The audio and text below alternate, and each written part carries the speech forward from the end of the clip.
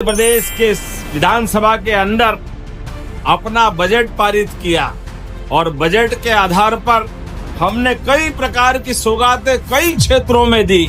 मुझे खुशी है हमारे किसानों के लिए भी 1 लाख करोड़ से ज्यादा की योजनाएं उस बजट के अंदर रखी। नमस्कार दोस्तों, बड़े दुख के साथ मुझे आज यह बात कहनी पड़ रही है कि 18 फरवरी को मुख्यमंत्री किसान कल्याण योजना की 2000 रुपए की जो 14वीं किस्त ट्रांसफर होने की जानकारी थी, वह राशि अभी तक किसानों के खातों में नहीं आई है। और आप में से कई लोग कमेंट में लिख रहे हैं कि यह फेक न्यूज थी। इसलिए आज मैं पूरा सच, पूरा प्रूफ और पूरी स्थिति आपके सामने साफ साफ रखना चाहता हूँ। सबसे पहले आप यह पोस्टर देखिए। यही वह आधिकारिक पोस्टर था जिसमें साफ लिखा गया था कि 18 फरवरी को ग्वालियर के कुलैत में आयोजित किसान सम्मेलन से सिंगल क्लिक के माध्यम से किसान सम्मान निधि / किसान कल्याण योजना की राशि का अंतरण किया जाएगा। यह कोई एडिट किया हुआ या AI बनाया गया पोस्टर नहीं था। यह सीधे food, civil supplies and consumer protection department MP के आधिकारिक सोशल मीडिया हैंडल पर जारी किया गया था। ग्वालियर कलेक्टर के आधिकारिक हैंडल पर भी यही जानकारी दी गई थी कि मुख्यमंत्री डॉक्टर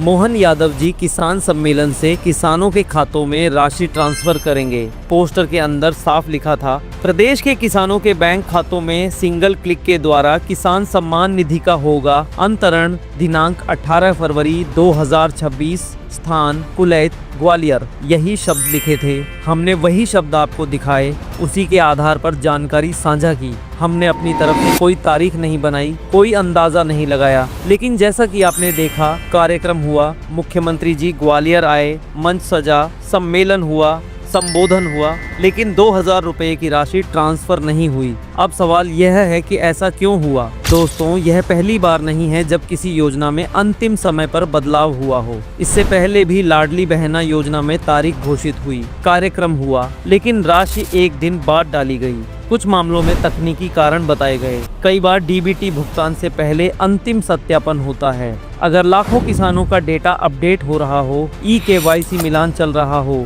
या लाभार्थी सूची में बदलाव हो रहा हो, तो अंतिम समय पर भुगतान रोका भी जा सकता है। आपको याद होगा, बहुत सारे किसानों का स्टेटस हाल ही में इनएक्टिव दिखने लगा था, जबकि पहले एक्टिव था। इसका मतलब है कि कहीं न कहीं लाभार्थी सूची का पुनः सत्यापन या अपडेट चल रहा है। ऐसे में संभव है कि सरकार अंतिम सूची तैयार कर रही हो। दूसरी बात, यह योजना दिसंबर से मार्च के बीच भुगतान अवधि में आती है, यानी तकनीकी रूप से अभी समय सीमा पूरी तरह समाप्त नहीं हुई है। हमें लग रहा है कि बहुत देर हो गई है, लेकिन सरकारी रिकॉर्ड में भुगतान विंडो अभी भी मार्च तक रहती है। कुछ मीडिया रिपोर्ट्स और राजनीतिक बयानों में भी यह बात सामने आई कि कई किसानों के नाम सूची से हटाए गए हैं। अगर बड़े स्तर पर वेरिफिकेशन हुआ है तो अंतिम सूची तैयार होने तक भुगतान रोका जाना संभव है। अब मैं एक बात साफ कहना चाहता हूँ, हमने जो जानकारी दी थी वह आधिकारिक पोस्टर और विभागीय सूचना के आधार पर दी थी। अगर बाद में पोस्ट हटाया गया या कार्यक्रम में बदलाव हुआ तो वह निर्णय विभाग का होता है, हमारा नहीं।